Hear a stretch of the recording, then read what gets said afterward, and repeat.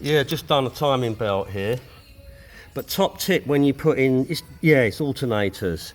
You've got this interference fit spacer. Now it will move, but the thing is it's quite tight in the housing of the alternator. So when you go to put the alternator back onto the block, it's tight to align, and it's hard to line up the holes. The quicker way is to just pull it out a little bit. So you need a socket to go over it like that, and you basically just tighten the bolt up there.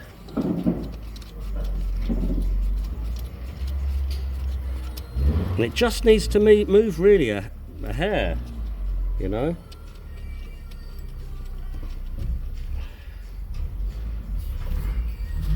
Let's see if I can do it.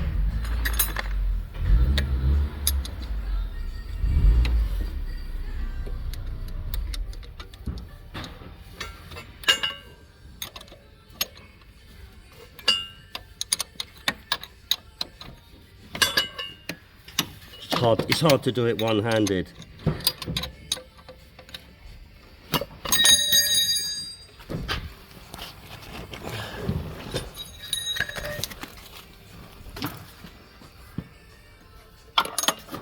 Anyway, you get the idea. You tighten the bolt up and it pushes. I wanted to sort of show you that it's starting to come in. Yeah, it's starting to move. Anyway, yeah, you get the idea. That's how I do it.